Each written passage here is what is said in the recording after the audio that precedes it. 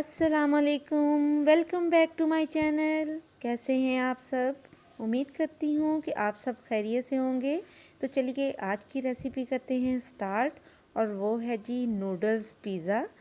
तो आइए मैं आपको बताती हूँ ये कैसे बनाना है। तो पैन में आपने 2 कप पानी डाल देना है, और जब पानी में बॉयल आने लगे तो आपने 2 पैकेट नूडल्स लेके तो उनको शामिल कर देना है, और साथ में इसका आप लोगों ने जो मसाला है वो डाल देना है। ये आप जिस फ्लेवर के भी नूडल्स लेना चाहें। यहाँ पे मैंने चिकन्स वाले नूडल लिए हैं, और चिकन पाउडर जो है वो मैं इसमें डाल रही हूँ।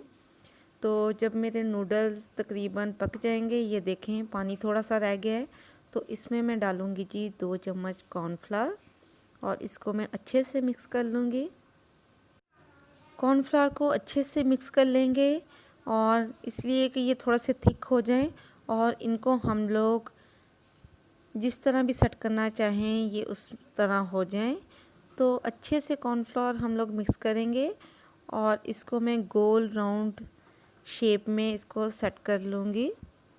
ये देखें पानी आलमोस्ट खुश्क हो चुका है।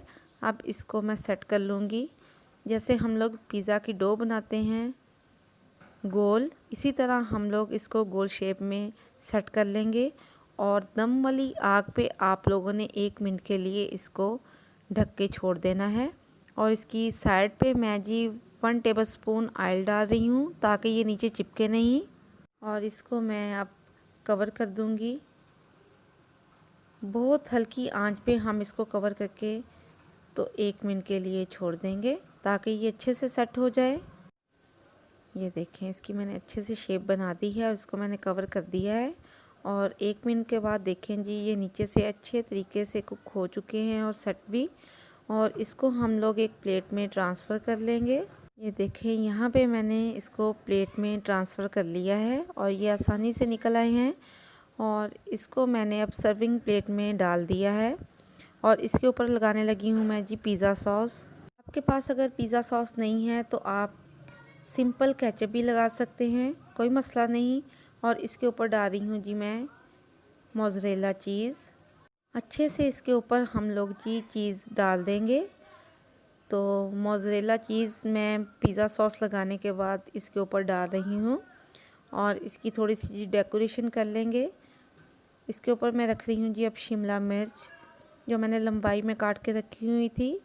और साथ में मैं इसके कलर देने के लिए और डेकोरेशन के लिए साथ में रखूँगी जी टमाटर के स्लाइसेस, ताकि ये लुक वाइज भी खूबसूरत लगे।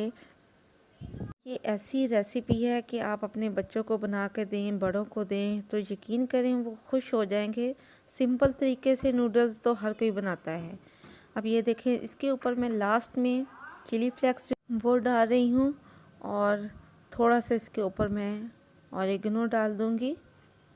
और इसको जी हम लोग क्विक जल्दी से 30 सेकंड के लिए माइक्रोवेव करेंगे, और जी हमारा झटपट जो नूडल्स पिज़्ज़ा है वो रेडी हो जाएगा। तो ये इसको मैं 30 सेकंड के लिए रख दूँगी, और बनाएं और इन्जॉय करें। और यकीन करें ये रेसिपी आपके साथ आज तक किसी ने शेयर नहीं की होगी। इतनी क्विक और इजी और यूनिक रेसिपी बच्चों को बना के दें, बड़ों को बना के दें। देखें माशाल्लाह, देखें लुक कितनी खूबसूरत आई है इसकी, और टेस्ट में भी ये बहुत अच्छे हैं।